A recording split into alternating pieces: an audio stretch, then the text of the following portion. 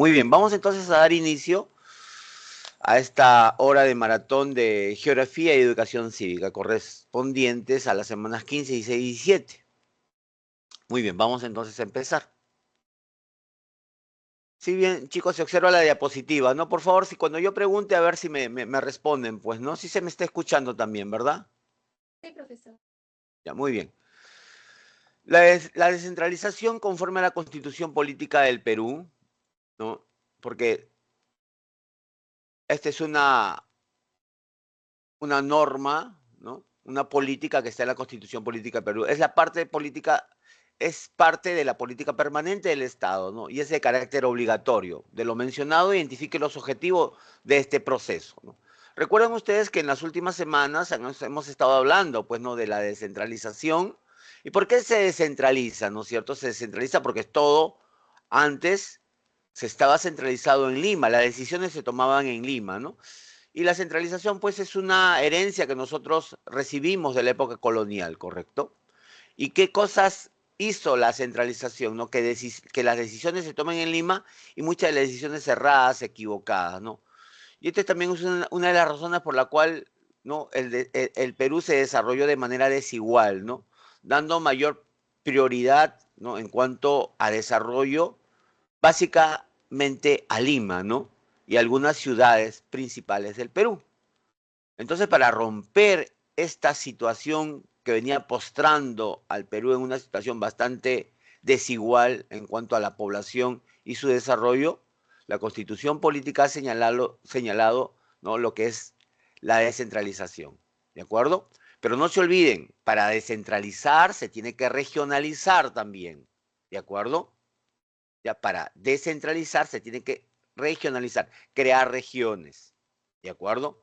Lamentablemente, hubo un referéndum en el año 2004 donde se pidió, ¿no? la opinión de la población si es que quería que su departamento formase con otro departamento una región. Y esa consulta, ese referéndum, lamentablemente, ¿no es cierto? ¿No? Abrumadoramente ganó el no. Por eso, cada departamento de los 24 se convirtieron en regiones. Y a eso se le sumó el Callao como región, porque el Callao tiene un estatus especial, es provincia constitucional. ¿De acuerdo, chicos? Muy bien. Y la descentralización es una política permanente, ¿de acuerdo? Del Estado para lograr el desarrollo armónico, equilibrado y sostenible del país, ¿de acuerdo, chicos? Entonces, con ese contexto, vamos a resolver, ¿no? Esta pregunta, ¿correcto, chicos? Muy bien. Dice, de lo mencionado, identifique los objetivos de este proceso, ¿no? Será impulsar el desarrollo nacional teniendo a Lima como centro político y económico. ¿Será impulsar el desarrollo nacional teniendo como Lima el centro político y económico? O sea, obviamente, claro, pues chicos, ¿no? Si estamos hablando de descentralización, nuevamente estaríamos ratificando, pues, ¿no es cierto?, lo que veníamos nosotros combatiendo, ¿no? Entonces, esto obviamente que es incorrecto. ¿Correcto? ¿Ya? Incorrecto. Muy bien. Mejorar las condiciones de vida de la población y erradicar la pobreza será una, un objetivo de la descentralización. ¿Qué dicen ustedes, chicos? Mejorar las condiciones de vida de la población y erradicar la pobreza. En sí, miren la oración. ¿Es pertinente o no? Sí.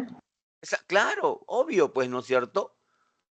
Una política del Estado, en sí, el fin supremo del Estado, como lo señala la Constitución, ¿qué cosa es? Es la persona humana, pues, ¿no es cierto?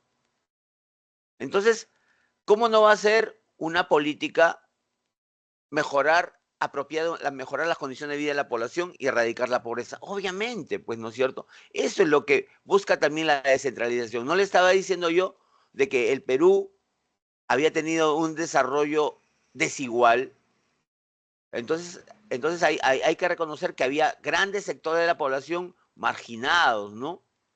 Sumidos en la pobreza. Entonces la descentralización busca eso, ¿no es cierto? También mejorar las condiciones de vida de la población y erradicar, ¿correcto? Muy bien, muy bien.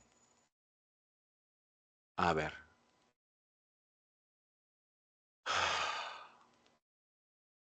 Promover mayor financiamiento a las regiones que evidencien mejor su gestión. ¿Será? No. ¿Por qué? Porque sería discriminadora, ¿no es cierto? ¿Sí o no? O sea, ¿cómo vamos a promover solamente el mayor financiamiento a regiones que evidencien mejor gestión? No. Como he señalado, la descentralización es una política permanente del Estado. ¿Qué es lo que busca? El desarrollo, ¿de acuerdo? Armónico de todo el país, equilibrado de todo el país y sostenible. Entonces, si acá nosotros vamos a dar un mayor financiamiento a regiones, a autoridades regionales, a regiones que gestionen mejor el dinero, obviamente otras van a quedar relegadas, ¿no es cierto? Entonces, esta no es. ¿De acuerdo, chicos? Incorporar la participación e integración de las comunidades campesinas y nativas será un objetivo de este proceso de descentralización. ¿Qué dicen ustedes? Sí. Claro, obvio, pues, ¿no es cierto? ¿No? Nosotros sabemos que las comunidades campesinas y nativas forman lo que nosotros hemos estudiado con el nombre de pueblos originarios, ¿verdad? Entonces, estos pueblos originarios, ¿no es cierto?, que son reconocidos por el Estado, lamentablemente están en una situación de postración, de marginación, ¿correcto? Entonces hay que incorporar, ¿no es cierto?, a estos pueblos, ¿no es cierto? Entonces, que estas comunidades nativas y campesinas también gocen, ¿no es cierto?, de los beneficios del desarrollo, de la civilización en su conjunto, ¿de acuerdo? Entonces, esta sí es verdad. Entonces, la respuesta correcta es la alternativa A, ¿ya? ¿De acuerdo? La alternativa A. Muy bien, continuamos.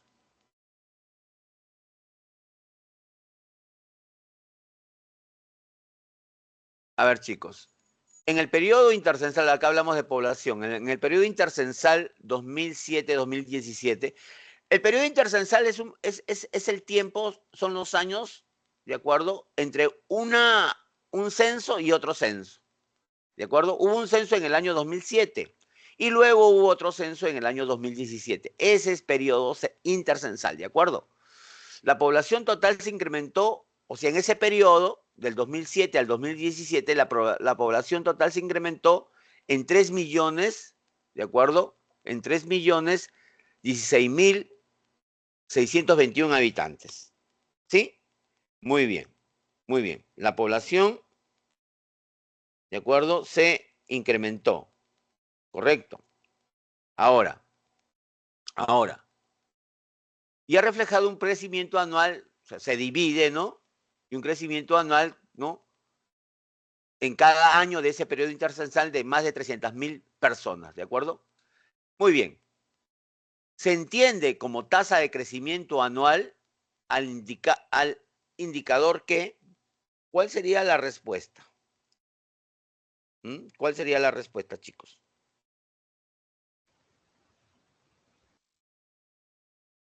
¿Qué indicador estaríamos nosotros hablando teniendo en cuenta como tasa de crecimiento promedio anual? ¿Cuál sería el indicador, hijitos?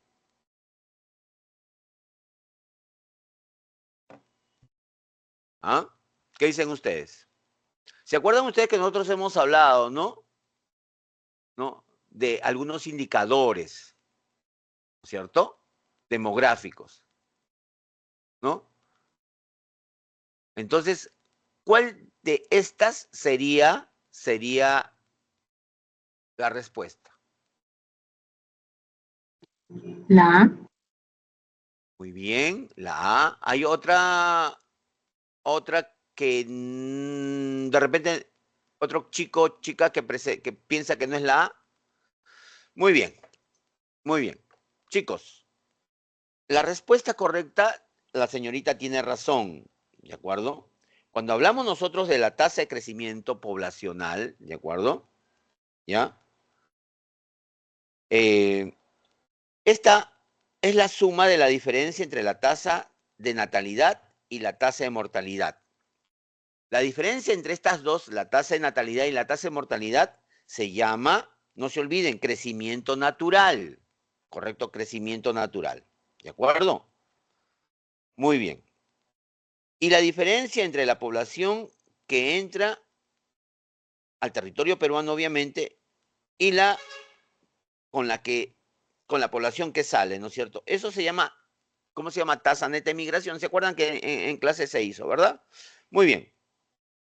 Ahora, cuando nosotros hablamos de tasa, ¿de acuerdo? De tasa de crecimiento promedio anual, estamos obviamente calculando, ¿no? Calculando cómo va creciendo la población, ¿de acuerdo? Anualmente, ¿correcto? Pero en términos porcentuales, ¿de acuerdo? En términos porcentuales, ¿de acuerdo? Que también se le conoce como término relativo, ¿correcto?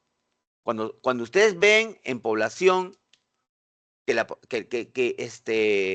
población creció, como por ejemplo, ¿no?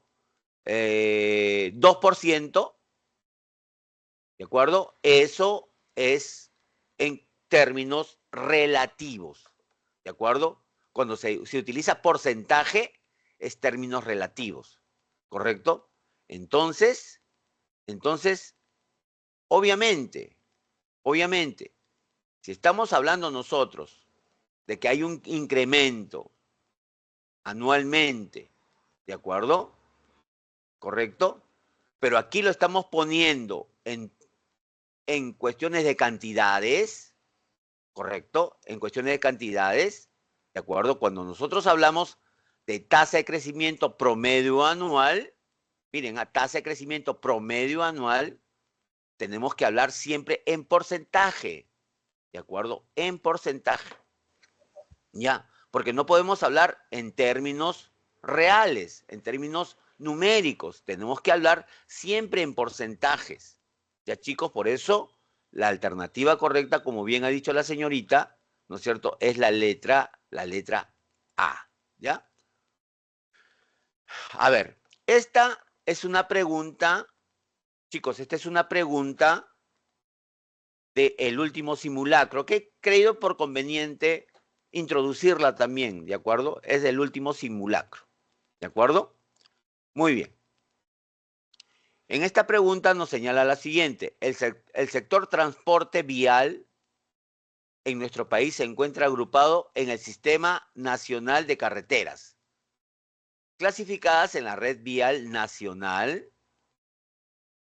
red vial departamental o regional, que es la misma, y la red vial vecinal o rural. Entonces nosotros tenemos, recuerdo, 3 redes viales. No se olviden, eso en clase se hizo. Son 3 redes viales, ¿de acuerdo? La red vial nacional, la red vial departamental y la red vecinal o rural, ¿de acuerdo?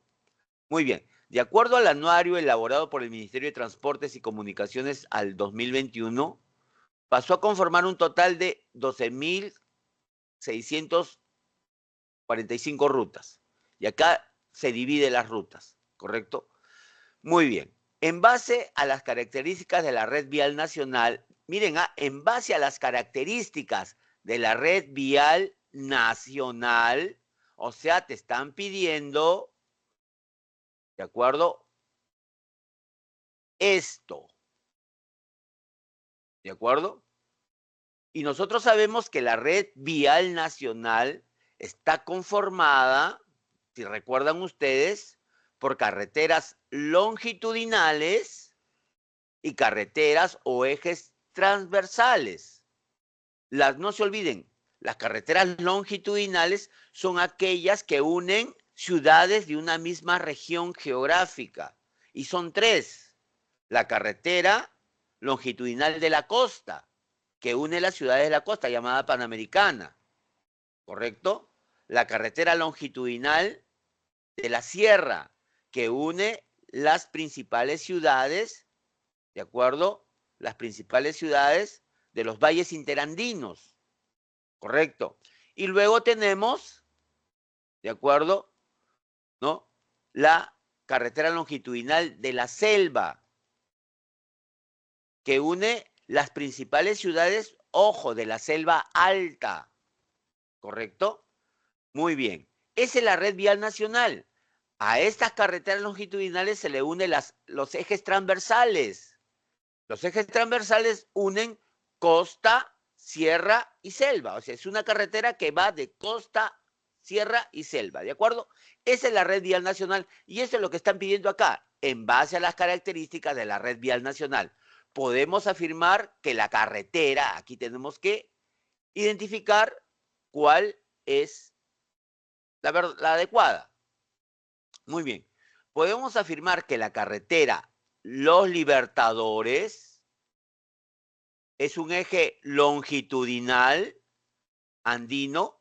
Pregunto yo, ¿la carretera Los Libertadores es un eje longitudinal? ¿Qué he dicho hace un momento?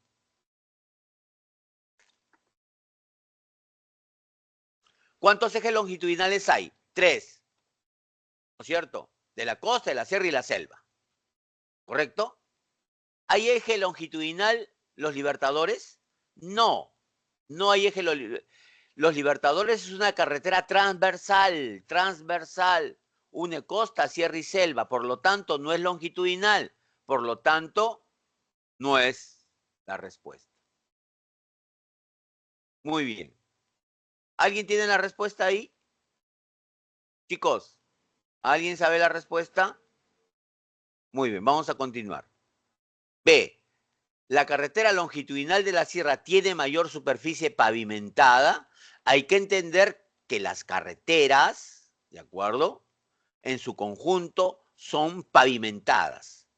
Los que han viajado de repente, ¿no?, por bus, se han dado cuenta que las carreteras son pavimentadas, ¿de acuerdo? Entonces, la carretera longitudinal de la sierra tiene mayor superficie pavimentada. Vamos a ver, puede ser la respuesta, ¿correcto? La carretera Manuel Mesones Muro atraviesa el túnel trasandino Porcuya.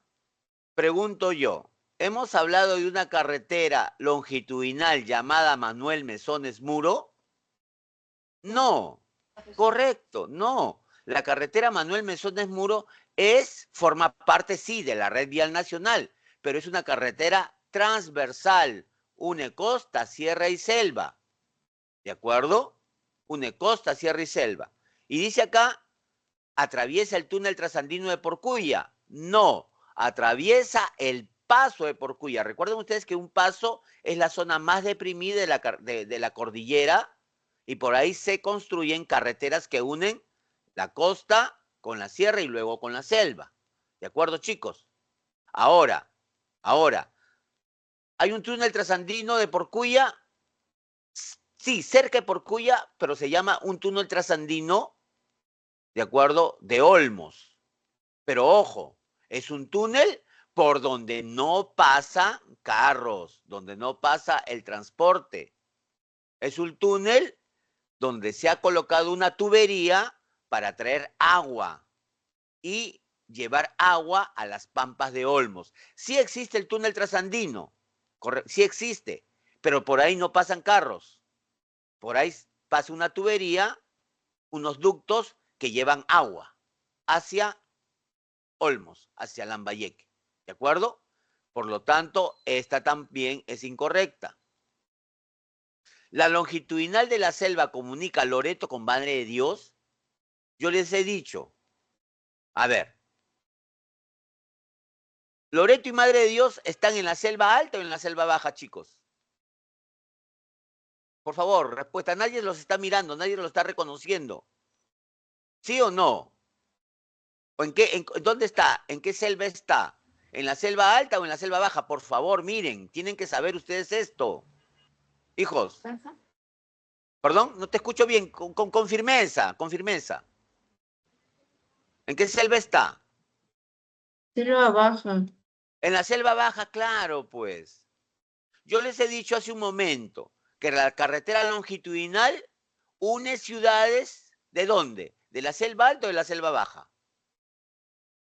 Hijos, los he dicho hace un momento.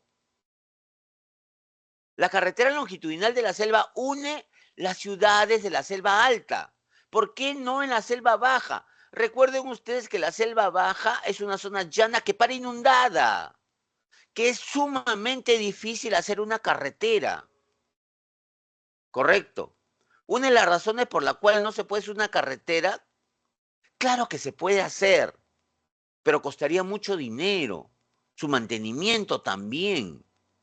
¿De acuerdo? Es una zona permanentemente inundada. Por eso es sumamente difícil hacer una carretera. ¿De acuerdo? Y es más, la longitudinal de la selva, les he dicho, comunica ciudades de la selva alta. Y Loreto y Madre de Dios no están en la selva alta, pues chicos, ¿ya? Muy bien, ¿ah? Muy bien. La longitudinal de la costa es la de mayor extensión. Aquí podría ser, ¿no es cierto? Entonces me queda esta con la otra. Pero yo le pregunto una cosa. La carretera, ¿cuál es la carretera así recta? ¿Será una carretera que esté en la sierra o estaría una carretera que esté en la costa? Así recta. En la costa. En la costa. Claro, en la costa es recta, correcto, es recta. ¿Y en la selva cómo son las carreteras? Con curvas, sinuosas, ¿no es cierto? ¿Sí o no? Porque suben las montañas, los Andes, y para subir los Andes no es pues recto, ¿no? Sino, no se dan cuenta que hay curvas y va poquito a poquito curviando toda la elevación, y ¿no? ¿De acuerdo? O sea, es más serpenteante, o sea, tiene más curvas. Entonces, teniendo en cuenta ese razonamiento, chicos, ¿cuál es de mayor tamaño, mayor superficie? La de la sierra. Correcto, la sierra, pues. Muy bien. La sierra, ¿de acuerdo? La carretera, ¿de acuerdo? De la sierra, ¿ya? La longitudinal de la sierra, ¿correcto? Es mucho más larga, ¿no? La carretera longitudinal de la sierra tiene 3.500 kilómetros y la carretera longitudinal de la costa tiene 2.600 kilómetros. Entonces es más larga, ¿de acuerdo? En superficie pavimentada, la carretera longitudinal de la sierra, ¿ya chicos? No se vayan a olvidar de eso, ¿ya? No se vayan a olvidar de eso. Miren, lo estamos sacando esto por razonamiento, ¿ya? Hay que razonar, porque ustedes saben perfectamente que, que las carreteras en la sierra no son así rectilíneas, como la que nosotros encontramos, pues, ¿no es cierto? En la costa. Hacen curvas, ¿no? Para subir las elevaciones, cruzar los Andes, curvas tras curvas tras curvas, pues, ¿no es cierto? Y eso lo hace más extensa, la hace más larga y la hace tener una mayor superficie pavimentada, ¿ya, chicos? Entonces aquí la respuesta es la letra B. Bien, hijitos, vamos a continuar. América del Sur tiene una serie de recursos naturales en el subsuelo. Uno de los más importantes es el petróleo, siendo Venezuela el país con las más grandes reservas del mundo, con más de 304.000 millones de barriles. O sea, se reservas, eso lo tiene ahí en el subsuelo, ¿de acuerdo? Teniendo en cuenta lo anterior, identifique los 3 países que al 2024 han sido mayores productores de petróleo crudo en nuestra región. En nuestra región. A ver, los escucho, rápido, chicos, rápido, rápido. Los escucho. Rápido, hijitos. La D. La D. Ya, para ti es la D. Ya, porque ya la D. ¿Quién más? La C. La C. Ya. Muy bien, vamos a ver con estas dos, ¿ya? Muy bien.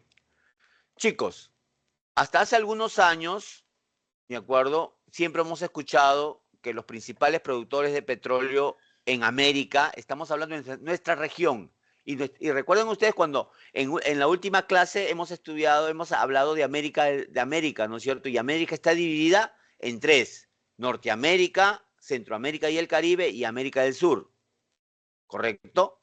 Nuestra región es América del Sur. Nuestra región es América del Sur. Por lo tanto, México no forma parte de América del Sur. Aquí está México, no forma parte de América del Sur. ¿De acuerdo, chicos? Es cierto, México es uno de los grandes productores de petróleo, pero no está en nuestra región, no está en América del Sur, porque aquí estamos hablando América del Sur. ¿De acuerdo, chicos? Miren, por ahí ya estamos dejando de lado una posible respuesta. ¿Ya, chicos? Muy bien, nos queda todas estas alternativas. Muy bien. Muy bien. La respuesta correcta, hijitos, es la letra D. Brasil, Colombia y Argentina. Y ustedes dirán, pero profesor, ¿qué pasa con Venezuela? ¿Por qué no? Si siempre hemos nosotros sabido que Venezuela es uno de los grandes productores de petróleo. Es más, miren, usted me está diciendo que tiene reservas, las más importantes del mundo. Sí, pues, tiene reservas. Pero lamentablemente, en los últimos años, Venezuela ya no está produciendo tanto petróleo. Chicos, ¿y a qué se debe que Venezuela ya no vende tanto petróleo? Ya no produce tanto petróleo, por lo tanto ya no vende. ¿A qué se debe? Chicos, por favor, ¿a qué se debe? Son cuestiones políticas. Sabemos nosotros que en Venezuela hay un gobierno, ¿no es cierto? Un gobierno impopular, un gobierno que tiene problemas económicos graves, ¿de acuerdo? Y esos problemas económicos graves se deben a que ya Venezuela ya no vende tanto petróleo. Recuerden ustedes, chicos, a ver, una pregunta consustancial con educación cívica. ¿Qué se activa cuando un régimen democrático es vulnerado en un país de América? ¿Qué tratado internacional se activa? ¿Cuál es el tratado que protege a los regímenes democráticos? A los sistemas democráticos. Hijos, ¿cuál es ese tratado internacional? Tratado de Libre Comercio. Estamos hablando de tratado que protege a la democracia. La Carta Democrática Interamericana, chicos, la Carta Democrática Interamericana. La Carta Democrática Interamericana ha intervenido en Venezuela y ha declarado, por lo tanto, también que al haber un régimen que no respeta los derechos humanos, ¿de acuerdo? Que no respeta la democracia, sea sancionado. Y Venezuela viene siendo sancionado económicamente por muchos países desde hace ya varios años. Las sanciones económicas implican no comprarle productos a Venezuela. ¿Y cuál es el producto que más vende Venezuela? Petróleo. Entonces, al ya no comprarle petróleo a Venezuela, su producción ha venido cayendo sostenidamente. ¿De acuerdo? Ahora, en la actualidad, el país principal productor de petróleo en América del Sur es Brasil, perdón. Brasil, chicos, produce diariamente 3.800.000 barriles de petróleo diario. Diario. ¿De acuerdo? Y Venezuela ha venido cayendo sostenidamente su producción de petróleo. ¿De acuerdo? Antes sí era el principal productor, ahora ya no lo es, porque ya no vende tanto el petróleo por sanciones económicas. Ahora, los tres países que han superado a Venezuela es Brasil, Colombia y también Argentina. Pero los dos últimos, Colombia, Argentina y Venezuela, la diferencia entre uno y otro es poca. ¿De acuerdo? Es poca. Pero en la actualidad, los países, ¿de acuerdo?, que están produciendo más petróleo es Brasil, Colombia y Argentina. Pero nuevamente repito, la diferencia entre Colombia, Argentina y Venezuela, que es el cuarto, es ajustada. ¿De acuerdo? Es mínima. ¿Ya, chicos? Ya, es mínima. ¿Ya? A ver. Es mínima, como por ejemplo, acá creo que lo tengo. A ver, este no es, no. Ah, no, bueno, ya ya, no se olviden de eso. Entonces la respuesta es la letra D. ¿Ya? Brasil, Colombia y Argentina. ¿Correcto, chicos? ¿Ya? El principal productor de petróleo en América del Sur, no se olviden, largamente es Brasil. ¿Ya? Y es el 7º en el mundo. ¿Ya, chicos? Muy bien, acá. A ver, observen la imagen y díganme la respuesta. Los escucho.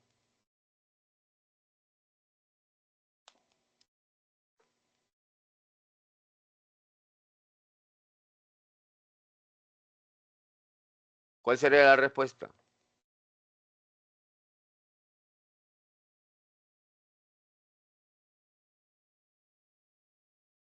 ¿La D? La D. Muy bien, la señorita dice la D, correcto. Vamos a ver. ¿Hay otra respuesta de repente? Hijos, ¿hay otra respuesta? ¿Hay otra respuesta por ahí? A ver, ¿quién dice? Por favor, intervengan, hijitos. Nadie los está viendo personalmente. Es preferible que se equivoquen aquí que en el examen, hijos, por favor. Son varios que están presentes. La D también. También la D. Ya, muy bien, ya, ahí nos quedamos. Chicos, observando el mapa, ¿correcto? ¿Podemos observar países? Pregunto, hijos, observando el mapa de América, ¿podemos observar países? Pregunto, ¿sí o no? Chicos, ¿observamos No, no. países? No observamos No. países, pues. No observamos países. Partiendo de eso, hijitos, por favor. Y si fuera así, hijos, ¿ah? Y si fuera así, es falso. ¿Saben por qué? Porque aquí, este es el Ecuador, ¿no es cierto? El Ecuador. Aquí está Perú, Ecuador, Brasil, Bolivia, Paraguay, Uruguay, Argentina, Chile. 1, 2, 3, 4, 5, 6, 7, 8. 8 países. Ahí le he puesto los puntos. ¿América cuántos países tiene? O sea, tendría que tener, si hay mayor cantidad de países en la latitud sur, entonces sobre el Ecuador habría pues 5 países. Solamente, miren, aquí está Canadá, Estados Unidos, México, Cuba, ¿no? Nicaragua, Honduras, Guatemala, Panamá, ¿no es cierto? Venezuela, las Guyanas, ¿no es cierto? Colombia. Miren ustedes. Y los microestados que están acá, en el norte hay más países. Pero hablando acá, aquí no podemos observar países, pues, entonces. Por lo tanto, esto es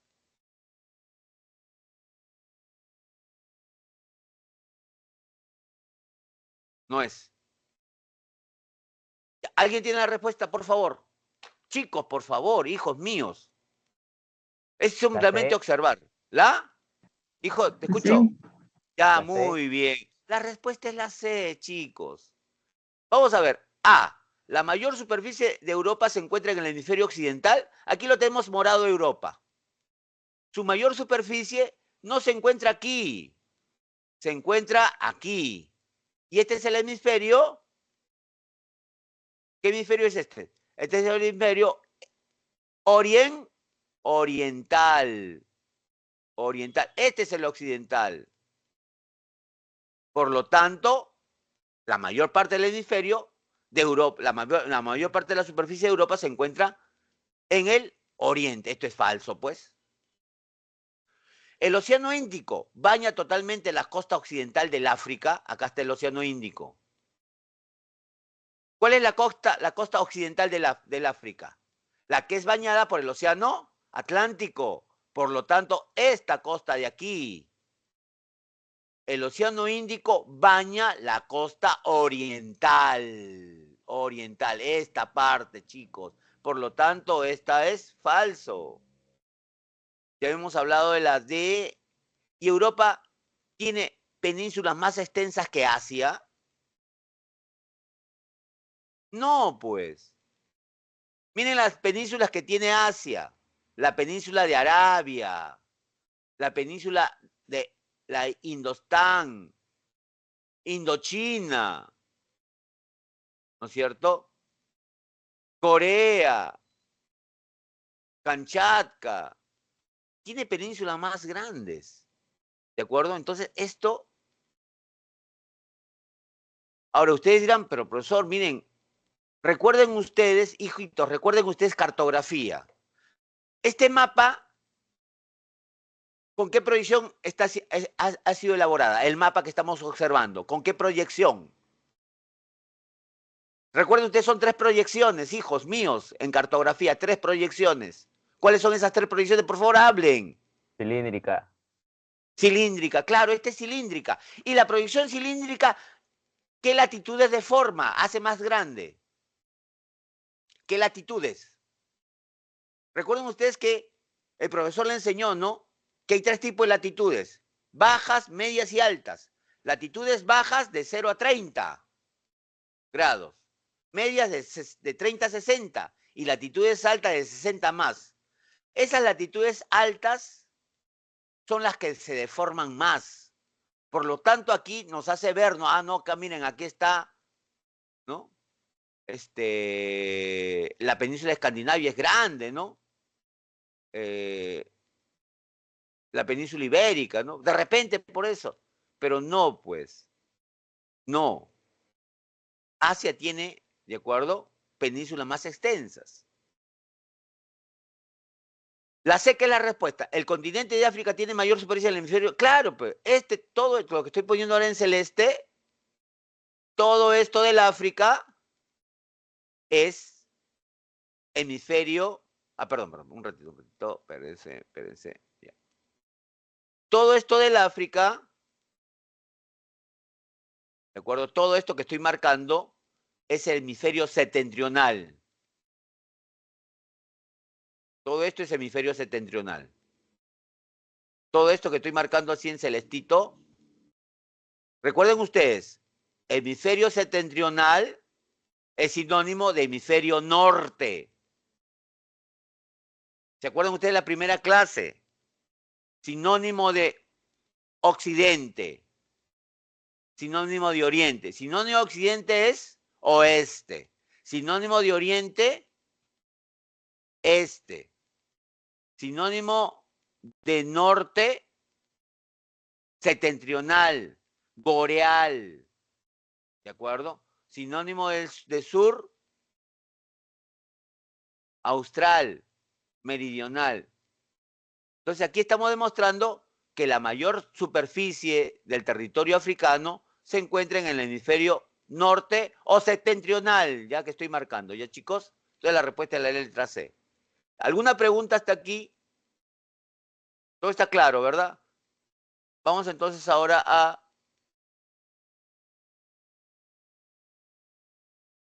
la maratón de cívica. Muy bien. Un especialista del Instituto Geofísico del Perú afirma que existe la posibilidad que se produzca un maremoto que genere un tsunami frente a la costa, afectando principalmente la Punta y el Callao cercado. La institución encargada de preparar a la población para enfrentar y actuar de forma adecuada frente a este evento, o sea, frente a este tsunami cuando se produzca, ¿de acuerdo? Porque Se enfrenta y se actúa, no se olviden, se enfrenta y se actúa cuando se produce el desastre, cuando se produce la contingencia, ¿correcto? Se enfrenta cuando se produce el desastre. Pregunto, ¿cuál es la alternativa correcta entonces? La C. Muy bien, correcto, la C. Porque recuerden ustedes, chicos, recuerden ustedes que hay el sistema de gestión de riesgo de desastres, tiene dos instituciones, ¿no es cierto? ¿No es cierto? Tiene el CENEPRED, ¿no es cierto? Y tiene el Instituto Nacional de Defensa Civil, INDECI, ¿verdad? Y el INDECI, ustedes saben, es un organismo que forma parte del sistema, pero básicamente es un organismo ejecutor, actúa, correcto, actúa, ¿de acuerdo? ¿De acuerdo? Y es el responsable, ¿de acuerdo? Ya, es el responsable, ¿no es cierto?, de la preparación, respuesta y rehabilitación también, ¿de acuerdo? ¿De acuerdo? De la gestión el sistema de gestión de riesgo de desastre. Recuerden ustedes, chicos, simplemente por sentido común, por lógica y por conocimientos previos. Ustedes han estado en el colegio y todos los salones por norma, ¿se acuerdan ustedes? Tenía un delegado, un brigadier de defensa civil, ¿se acuerdan? ¿Sí? ¿Y se acuerdan ustedes que en el colegio hacían constantes simulacros de sismos, básicamente? ¿No? ¿Y quién actuaba? ¿Qué se había formado en el colegio? Un comité de defensa civil, ¿verdad? ¿No es cierto? ¿Se acuerdan? Muy bien, pues. ¿De acuerdo? Si hay un comité de defensa civil que justamente actuaba en el simulacro, porque el simulacro es una simulación, pues. Ocurrió ya el desastre, ¿no es cierto? El terremoto. Actuamos, pues. Y esa es la labor del INDECI. Es una labor principalmente ejecutiva, chicos. No se olviden, ejecutiva. ¿Ya? Porque el CENEPRED es básicamente normativa. ¿De acuerdo, chicos? Normativa. ¿No se acuerdan ustedes de los momentos de la gestión de riesgo de desastre, ¿no? Gestión prospectiva, correctiva y reactiva, ¿no? La gestión prospectiva y correctiva era del CENEPRED y la gestión reactiva, o sea, la reacción para enfrentar el desastre era el INDECI. ¿Ya, chicos? No se olviden, hay que estudiar, hijitos, por favor. Miren, estamos a una semana, o de repente algunos a una semana, otros a 2 semanas, ¿no? Del examen, pero hay que afinar más, por favor. Por eso, pleno estudio, por favor, olvídense ya de todo, ¿no? Ahí, ¿no? Estén ahí acuartelados en su casa, ¿de acuerdo? No salgan, como en la época del COVID. ¿Ya, chicos? Si yo le digo esto porque, por favor, ¿ya? Continuamos. Esta es la última clase. El estado de emergencia es un régimen de excepción, estado de emergencia es un régimen de excepción que se encuentra establecido en el artículo 137 de la Constitución Política del Perú. Se trata de una prerrogativa presidencial, o sea, el estado de emergencia, no se olviden, lo da el Poder Ejecutivo, ¿de acuerdo? ¿No? Se trata de una prerrogativa de suspender algunos derechos constitucionales con la finalidad de mantener el orden interno. Identifique los enunciados correctos relativos a esta situación de excepción, ¿ya? Identifique los enunciados relativos, ¿de acuerdo?, a esta situación de excepción, o sea, verdadero o falso, ¿no es cierto?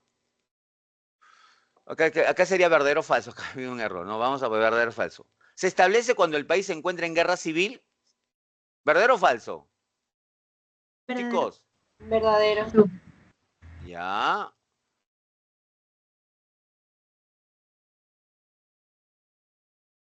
Falso. Cuando hablamos de estado de emergencia, estamos hablando, ¿de acuerdo? Cuando hay, catástrofes, ¿correcto? Alteración del orden público, ¿correcto? Y graves, una grave amenaza a toda la población, ¿correcto? Cuando hay una guerra civil, no hay estado de emergencia, no se decreta el estado de emergencia, se decreta el otro estado de sección. ¿Cómo se llama el otro estado? El otro estado de sección. Esta ha sido la clase pasada, esta semana. ¿Cómo se llama el otro estado de sección? Claro, esto es, el lunes se establece cuando el país se encuentra en guerra civil, estado de sitio. Ya chicos, por favor. Se decreta únicamente para una parte del territorio nacional. El estado de emergencia únicamente se decreta para una parte del territorio nacional. Miren, esta palabra únicamente es importante. O sea, no se puede decretar estado de emergencia en todo el territorio nacional. Solamente para una parte, nada más. Falso. Claro, falso, hijos, claro, pues. ¿Qué dice la Constitución? Se puede decretar en todo o en parte del territorio nacional. Aquí únicamente excluye todo. Entonces es falso. Su prórroga, o sea, del estado de emergencia, requiere aprobación del Consejo de Ministros. Verdadero. Claro, verdadero. Recuerden ustedes, chicos, toda decisión que tome el presidente de la República tiene que estar acordado con el Consejo de Ministros. ¿De acuerdo? Cuando el presidente saca una disposición, el Poder Ejecutivo saca una norma, esa norma no solamente tiene que tener la firma del presidente de la República, sino también la firma del presidente del Consejo de Ministros. Quiere decir que esa disposición, esa norma ha sido discutida anteriormente por el Consejo de Ministros y por eso la firma. Mínimamente del presidente del Consejo de Ministros. Puede ir la firma también de otros ministros. ¿De acuerdo? Entonces, sí requiere la aprobación del Consejo de Ministros. Esto es verdadero. Profesor, Dime. en el caso del estado de sitio, ¿quién da la aprobación? ¿También el Consejo de Ministros? No, es el Congreso. El Congreso. ¿De acuerdo? En el estado de sitio, chicos, no se olviden, la situación es más delicada, más apremiante. Estamos hablando de guerra. Estamos hablando de guerra civil, guerra externa. ¿De acuerdo? O invasión. O peligro inminente de que haya guerra externa y también guerra civil. En ese sentido, ¿de acuerdo? El Poder Ejecutivo adquiere gran poder. Porque hay que entender que en una guerra, en una situación así de estado de sitio, de sección importantísima, se requieren decisiones rápidas. Por lo tanto, el Poder Ejecutivo adquiere gran poder para decidir cosas. Porque en una guerra es muy importante el tiempo, la sorpresa. ¿Ya, chicos? Porque algunas normas, ustedes saben, hay que discutirlas conforme a lo que señalan las normas, ¿no? Hay que discutirlas. Pero en una situación de sección, obviamente el Poder Ejecutivo tiene que comportarse de una manera rápida. Y quien observa ese comportamiento es el Congreso. El estado de sitio no puede exceder los 45 días. Para que se amplíe el estado de sitio, no se olviden, tiene que tener la aprobación del Congreso. ¿De acuerdo, chicos? Tiene que tener la aprobación del Congreso. Y el Congreso observa, fiscaliza, verifica al Poder Ejecutivo. Porque hay que entender una cosa, chicos. Recuerden ustedes en la Guerra del Pacífico. ¿Quién gobernaba en la Guerra del Pacífico el Perú? ¿Qué presidente? Rápido, chicos, rápido. ¿Quién gobernaba? Prado. Mariano Ignacio Prado. ¿Qué hizo Mariano Ignacio Prado? ¿Qué hizo? Supuestamente viajó al extranjero a comprar armas en plena guerra. Decisión infeliz, pues, mal tomada, ¿no? ¿Correcto? Entonces, por eso el Congreso vigila el comportamiento del Ejecutivo. ¿De acuerdo? ¿Ya? Muy bien. En el estado de emergencia, que es el que estamos viendo en la pregunta, si se quiere prorrogar, porque lo máximo es 60 días, si se quiere prorrogar, o sea, ampliar, ¿de acuerdo? Se tiene que dar otro decreto, ¿de acuerdo? Otro decreto que lo da el Ejecutivo, o sea, ahí no interviene el Congreso. ¿Ya, chicos? Buena tu pregunta, ¿ya? ¿Se puede suspender los derechos a la libertad de reunión? ¿Qué dicen ustedes en un estado de emergencia? Verdadero. Verdadero. Claro, claro, sí se puede suspender. ¿De acuerdo? Sí se puede suspender. ¿Ya? Pregunto yo, ¿en un estado de emergencia necesariamente interviene la Fuerza Armada? Pregunta suelta, relacionado a esto. ¿En un estado de emergencia siempre intervienen las Fuerzas Armadas? ¿Sí o no? Sí. Sí. No, no, no. Chicos, cuando hablamos de estado de emergencia, ¿de acuerdo? Cuando hablamos de estado de emergencia, quien se encarga del orden interno, porque estamos hablando de situación interna, no estamos hablando de guerra, ¿eh? Estamos hablando de catástrofe, de alteración del orden, de una situación grave, como por ejemplo el COVID. ¿Se acuerdan ustedes que en el COVID se declaró estado de emergencia? No hubo guerra, no hubo desorden, no. Entonces, cuando es estado de emergencia, quien interviene es la policía. Pero, ojo, si el presidente considera la intervención de las Fuerzas Armadas, ¿de acuerdo? Lo tiene que mencionar en el decreto supremo que declara el estado de emergencia, ¿de acuerdo? ¿Ya? Si la situación es, el presidente de la República considera que es insuficiente la Policía Nacional, entonces permite la intervención de las Fuerzas Armadas. Eso lo tiene que señalar el decreto supremo, ¿de acuerdo? Que declara el estado de emergencia. ¿Ya, chicos? Muy bien, entonces la respuesta es la A. ¿Todo correcto? Muy bien, pasamos a la 3. Con respecto a los siguientes mencionados órganos constitucionales, ahora estamos hablando de los órganos constitucionales, identifica el valor de verdad y falsedad de los siguientes enunciados relacionados con sus características y funciones. Vamos. ¿La Fiscalía de la Nación forma parte e integra la estructura del Poder Judicial? ¿Verdadero o falso? Chicos, rápido, rápido. Chicos, rápido, ¿sí o no? Falso.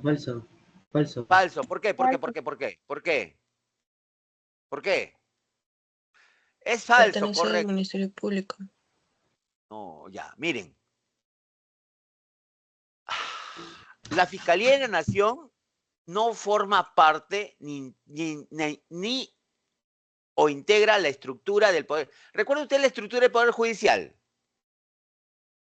Corte Suprema, Corte Superior, juzgados especializados o mixtos, jueces de paz. Esa es la estructura. ¿De acuerdo? La Fiscalía de la Nación no forma parte del Poder Judicial ni integra la estructura del Poder Judicial. Ojo, la Fiscalía y el Poder Judicial forman parte los dos del sistema de administración de justicia. ¿De acuerdo? Hay un sistema que se llama el Sistema de Administración de Justicia.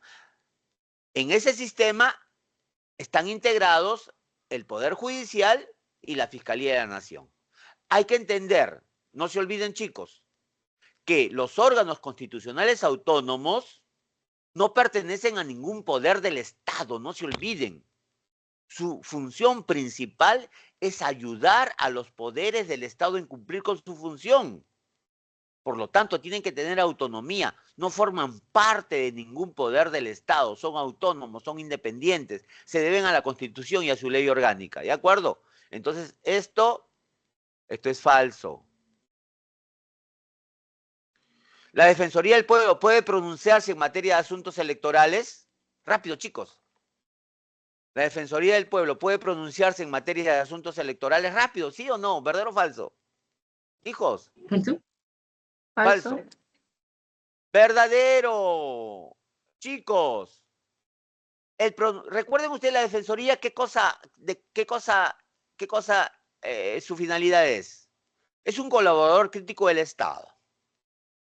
Vela por el cumplimiento de los deberes, mira, vela por el cumplimiento de los deberes de las instituciones y organismos públicos. ¿De acuerdo? Entonces, si ocurre algo malo, supongamos en asuntos electorales, la OMPE no da facilidades a las personas con discapacidad para ir a votar, entonces la Defensoría puede pronunciarse. O sea, recomendar, me pronuncio, recomiendo, exhorto a la OMPE para que cumpla con su función. No se está metiendo, no hay injerencia ahí, ¿me entienden?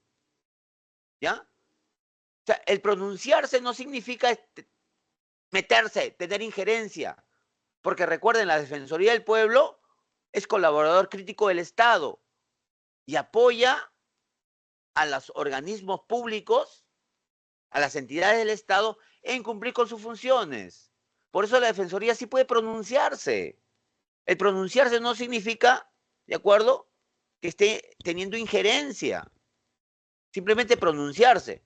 Señores de la OMPE, ¿saben una cosa? Hay que darle facilidades a las personas con discapacidad para que puedan ejercer su derecho al voto. ¿De acuerdo? Se ha pronunciado.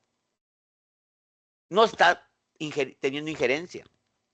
Sí puede, por eso no se olviden. La Defensoría del Pueblo busca, de acuerdo, que los organismos del Estado cumplan con sus deberes y funciones, ¿de acuerdo? El Tribunal Constitucional resuelve todas las garantías constitucionales. ¿Verdadero o falso? ¿Verdadero? Falso. Chicos, las garantías constitucionales son habeas corpus, habeas data, amparo, cumplimiento, ¿de acuerdo? Acción popular y acción de inconstitucionalidad. El Tribunal Constitucional resuelve, ¿de acuerdo? Resuelve en única instancia la acción de inconstitucionalidad. El corpus, el data, el amparo y el cumplimiento se presentan primero al Poder Judicial. ¿Correcto? ¿De acuerdo? Y luego la resuelve en última instancia el Tribunal Constitucional. Pero yo les he dicho que las garantías son 6. ¿Cuál es la garantía que falta? La acción popular. Pues la acción popular no la ve el Tribunal Constitucional. La acción popular la ve, ¿de acuerdo? La ve el Poder Judicial. ¿De acuerdo? Por eso entonces esto es falso. La Junta Nacional de Justicia puede destituir a un empleado de la Fiscalía. ¿Verdadero o falso esto, chicos? Rápido. Falso. Falso, claro, pues. La Junta Nacional puede destituir a jueces y fiscales. A un empleado no, pues no tiene inferencia. ¿Correcto? ¿De acuerdo? ¿Cuál es la alternativa? La A, ¿no? Ya, pasamos a la última, chicos. Hay que estudiar, ¿ah? La Municipalidad de Lima Metropolitana sostiene que el Ministerio de Transportes, mediante decreto supremo, ha modificado algunos artículos del Reglamento Nacional de Tránsito que menoscaba sus funciones. ¿De acuerdo? Exclusivas respecto a la planificada regulación y gestión de tránsito de peatones y vehículos en la provincia de Lima, siendo estos contrarios a varios artículos de la Ley Orgánica de Municipalidades. O sea, está diciendo que se está metiendo. La Municipalidad de Lima está diciendo que el Ministerio de Transportes se está metiendo en cosas que le competen a él. ¿Correcto? ¿No? Entonces, ¿ante quién se dirigiría la Municipalidad de Lima Metropolitana para resolver este problema? ¿Ante quién? Rápido, chicos. Lo presentaría ante el Tribunal Constitucional y presentaría la demanda competencial. No se olviden, ¿no?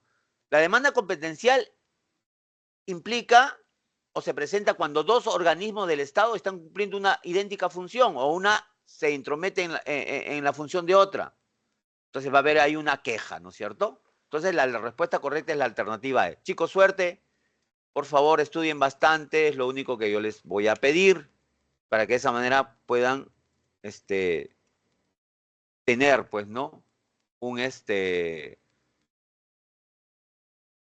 un examen, ¿ya? Muy bien. Muy bien, chicos. Cuídense bastante, estudien bastante, por favor, estudien bastante, ¿ya?